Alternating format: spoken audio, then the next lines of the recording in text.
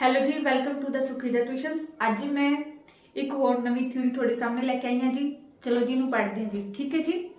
आज आप पढ़ांगे hulls reinforcement theory. केड़ी पढ़ांगे जी? हल ने दी है रेनफोर्समेंट थ्योरी, पुनर्बलन की थ्योरी। कदों दी थी? 1950 दे विच। काहदे विच यूज हुंदी है? लर्निंग में यूज हुंदी है जी।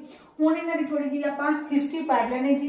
ये कित्थों दे ने, किन्हां दे अचीवमेंट है। देखो जी, हल जिहड़े होए ने ये मनोविग्यानिक ने। की ने जी? ये मनोविग्यानिक कित्थों दे ने? ये अमेरिका दे ने। अमेरिका दे ने।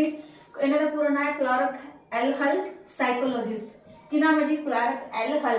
की है जी? क्लार्क एल हल।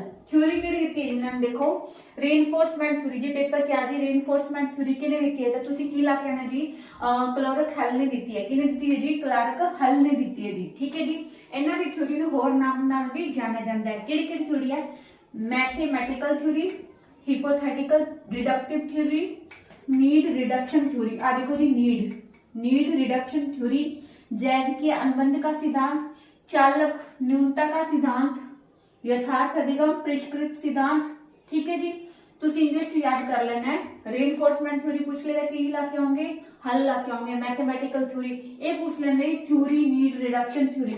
एक किने दी है जी? नीड रिडक्शन थ्योरी, हल लाके आना है। ठीक है जी। इन्होंने एक बुक भी लिखी है, प्रिंसिपल ऑफ बिहेवियर्स। केड़ी बुक लिखी है इन्होंने? Principle of behaviours. बिहेवियर्स के ऊपर इन्होंने बुक भी लिखी है जी। इन्होंने आप दियां 17 अजम्पशंस दी है, मान्यता दी है। इन्होंने फैक्ट नु प्रूव करके दिखाया है। 17 अजम्पशंस और 133 थ्योरम भी दी है जी। पेपर से पूछ लेंगे कितनी अजम्पशन दी है वैसे तो 17 अजम्पशंस है, 133 थ्योरम फ्रेम में इन्होंने यूज की जी। हुण पूछांगे जिहड़ी हल है, हल दी थ्योरी किहदे तो प्रभावित है। मैं जी इस क्लास तो पहला तुहानू 5th क्लास और 5th तक क्लास दे चुकी है, 5th लेक्चर तुहानू दे चुके हैं। तुसीं उन्हां नू देख सकदे हो। ये जिहड़ी वाली थ्योरी है पैवलव ते थॉर्नडाइक तो प्रभावित है। ठीक है जी। हुणे ना आपां इस थ्योरी दे विच पढ़ांगे की जी? देखो, आवश्यकता की पूर्ति की क्रिया की पढ़ांगे जी। आवश्यकता की पूर्ति की क्रिया ये थ्योरी अपन ये दसदी है कि जदों तक लर्नर हो गया, कोई मनुष्य हो गया, कोई बच्चा हो गया, वो उदों तक नहीं सीख सकता, सीखेगा जदों तक कि उनकी कोई नीड है नहीं। हुण तुसीं मान लो जी आ क्लास क्यों देखी जाने हो? क्योंकि थोड़ी नीड की है जी, थोड़ी नीड है पी स्टैट अपना क्लियर हो जाए।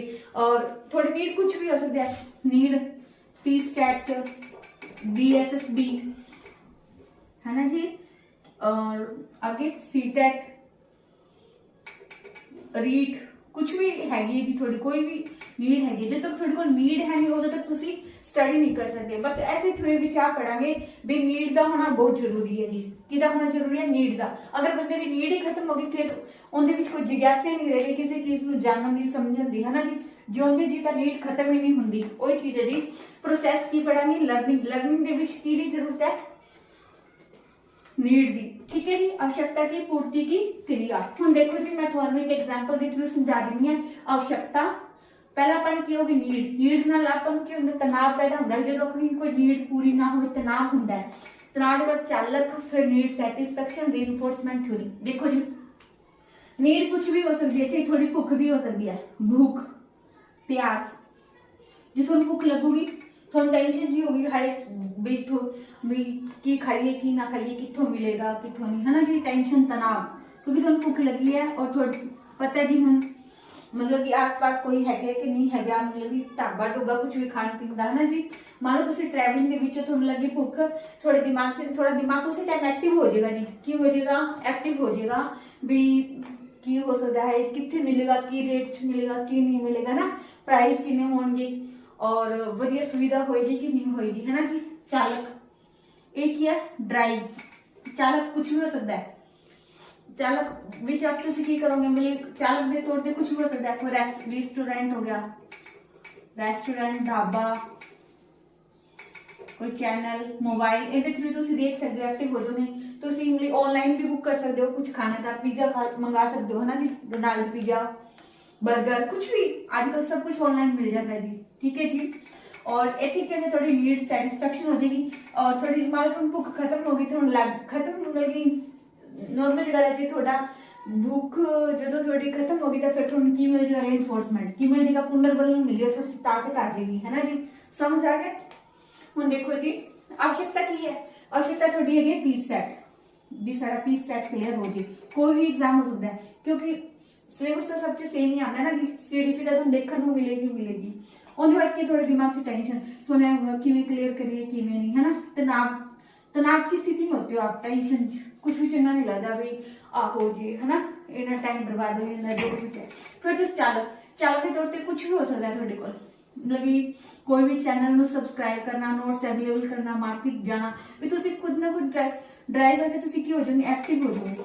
की हो जाओगे एक्टिव, और तुम इन्नी तैयारी कर लोगे रोज धीरे धीरे धीरे पढ़ते एक ऐसी सिचुएशन आ जाएगी उदो थोड़ी नीड्स की हो जाएगी, सैटिस्फैक्शन हो जाएगी। फिर तुम रीइंफोर्समेंट के तौर पे तुम की मिल जाएगा, थोड़ा पेपर की हो जाएगा, तुम सारे पेपर थोड़ा की हो जाएगा, क्लियर हो जाएगा। ठीक है जी। दैन तुम की तैयारी करोगे स्क्रीनिंग की, है ना जी। पी सेट वाली फिर मास्टर कैडर की भी तैयारी कर सकते हैं। बस आ है जी।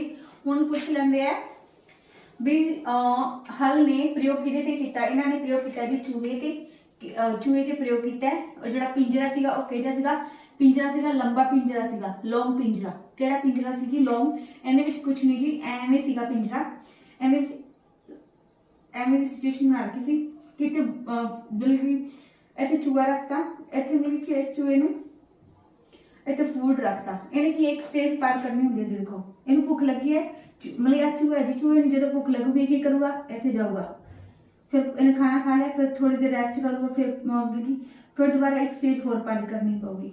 एवं है जी, इन्हें नीड है जी, ये आपकी नीड के अकॉर्डिंग वर्क करेगा। की करेगा जी, नीड के अकॉर्डिंग वर्क करेगा। इस थ्योरी के विच ये थ्योरी किहदे नाल जुड़ी हुई है, ये थ्योरी जुड़ी हुई है जी मानव नाल, मानव की आवश्यकता नाल, बॉडी नाल, किहदे नाल, बॉडी नाल, लर्नर दी नीड नाल है जी। बिल्कुल आसान है, कुछ नहीं आपदे ते लैके तुसीं देख सकते हो। थोड़ी पहले नीड की है, फिर थोड़े दिमाग च घूमन लग जाएंगे, हाँ जी ये पेपर है, इन्नी वैकेंसी आई हुई है। फिर तुसीं की करोगे, फॉर्म फिल करोगे, चैनल सबसक्राइब करना, नोट्स लेना, बाद थोड़ी फुलफिलमेंट हो जाती है, बाद थोड़ा रीइंफोर्समेंट मिल जाता है। ठीक है जी। ਹੁਣ ਇੱਕ ਵਾਰ ਇੱਕ ਥਿਊਰੀ ਨੂੰ ਆਪਾਂ ਦੁਬਾਰਾ ਕੁਇਕ ਰਿਵੀਜ਼ਨ ਲੈ ਲੈਣੀ ਹੈ। ਠੀਕ ਹੈ ਜੀ। ਅੱਜ ਦੀ ਥਿਊਰੀ ਦਾ ਨਾਮ ਕੀ ਹੈ, ਹਲਸ ਰੀਇਨਫੋर्समेंट थ्योरी 1950 ਦੇ ਵਿੱਚ यूज कार्ड ਵਿੱਚ ਹੋਇਆ ਹੈ, ਲਰਨਿੰਗ में यूज कर सकते हैं। ਅਮਰੀਕਾ ਦੇ ਹੋਏ ਨੇ, ਹਲ ਕਿੱਥੋਂ ਦੇ ਹੋਏ ਨੇ, ਹਲ ਕਿੱਥੋਂ ਦੇ ਨੇ, ਅਮਰੀਕਾ ਦੇ। ਕਲਾਰਕ ਐਲ ਹਲ ਪੂਰਾ ਨਾਮ ਹੈ, ਸਾਈਕੋਲੋजिस्ट ਨੇ। ਥਿਊਰੀ ਕਿਹੜੇ ਦਿੱਤੀ ਇਹਨਾਂ ਨੇ, mathematical theory, hypothetical theory, deductive theory, need reduction theory, जैव की अनुबंध का सिद्धांत, चालक न्यूनता का सिद्धांत, यथार्थ अधिगम परिष्कृत सिद्धांत। इन्होंने अजम्पशन की नीति है 1733 एक 133 की नीति अप्रैल में दी थी जिन्होंने थ्योरम दे दिया। बुक दी आ देखो इन्हों की बुक है, पढ़े लिखे बंदे की बुक लिखती इन्होंने, किहदे लिखती, प्रिंसिपल ऑफ बिहेवियर से प्रोसेस की है, सिखाई की जाता है। ये कहता हर लर्नर को की होनी चाहिए, नीड होनी चाहिए। अगर किसी को कोई नीड है नहीं, जरूरत है नहीं, तो कोई भी काम नहीं करना पसंद करेगा, सब आराम नाल करे बैठेंगे, है ना जी। और चीज है आवश्यकता की पूर्ति की क्रिया, आवश्यकता की पूर्ति की क्रिया, क्रिया प्रोसेस है जी। आप कोई भी जिम्मे ये आ जी स्टूडेंट है, यानी नीड की है जी जॉब, इनू लऊगा कि बस एक प्रोसेस दस रखी है, ये दस रखी जी प्रोसेस। हम तुसी आपदे ते बुला सकते हो, ਤੁਹਾਨੂੰ ਚਾਹੀਦੀ ਜੌਬ ਚਾਹੀਦੀ ਹੈ, ਤੁਸੀਂ ਇਹਦੇ ਲਈ ਕਿੰਨੇ ਕ ਐਫਰਟ ਕਰਦੇ ਹੋ, ਕਿੰਨੇ ਕ ਰਿਸਪੌਂਸਿਸ ਕਰਦੇ ਹੋ ਨਾ ਜੀ, ਉਹਨਾਂ ਦਾ ਸਾਰਾ ਲੈਂਦੇ ਹੋ, ਫਿਰ ਥੋੜੀ ਨੀਡ ਸੈਟੀਸਫੈਕਸ਼ਨ ਹੋ ਜਾਂਦੀ, ਬਾਅਦ ਚ ਤੁਹਾਨੂੰ ਕੀ ਮਿਲ ਜਾਂਦਾ, ਰੀਇਨਫੋਰਸਮੈਂਟ।